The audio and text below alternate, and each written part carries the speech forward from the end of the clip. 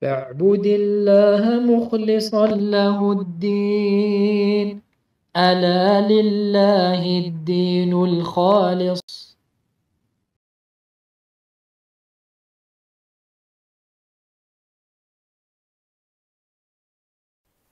Ilm al-yaqin. Ilm al-yaqin, la science de la certitude. C'est ce que la créature sait de manière certaine. Elle a su par le biais d'une information, par le biais d'une recherche, par le biais d'une comparaison, par le biais d'une écoute. Elle a su, elle a appris. Ayn al-yaqin, l'œil de la certitude, c'est ce que la créature, elle va voir avec ses yeux. La chose, elle est devant elle et elle la voit. Wa haqqul yaqin, c'est lorsque la créature rentre en contact direct avec la chose. Elle a trouvé la chose, elle a goûté à la chose, elle a connu la chose de manière directe. Le frère Barakallahu fi, il a donné l'exemple du paradis et de l'enfer.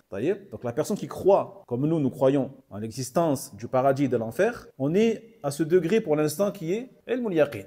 On a la science certaine que l'enfer, que le paradis et l'enfer existent.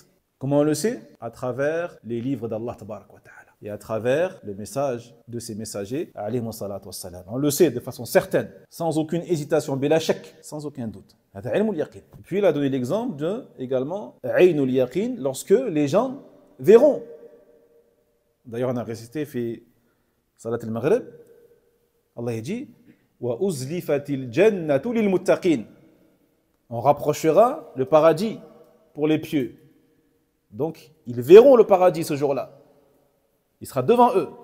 Ça, c'est l'œil, parce qu'ils vont le voir. Et on le verra, le paradis.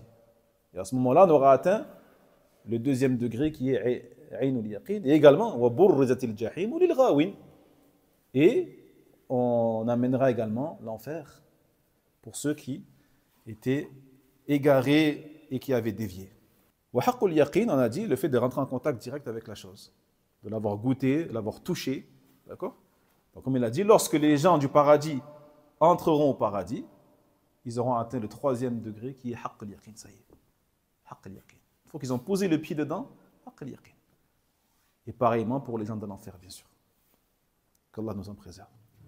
Et le Cheikh Al-Uthaymin, rahimahullah ta'ala, il avait donné l'exemple de tufaha al-hulwa. Il a dit c'est simple. Si dans ma poche j'ai une pomme dans ma poche, et je te dis, في جيبي تفاحة حلوة. أنت تعلم وأخبرت بأنه في جيبي تفاحة حلوة. لا علم اليقين. Tu sais que dans ma poche, je t'ai informé, alhamdoulilah, je ne mens pas, que dans ma poche j'ai une pomme qui est délicieuse. Ça c'est ilm al-yaqin, la science, d'accord? Puis si je sors la pomme et que je te la montre, je te la mets devant les yeux, ça c'est l'œil de la certitude. Parce que ça, tu l'as vue, elle est devant toi. Et lorsque je vais te la donner et que tu vas la croquer, d'accord?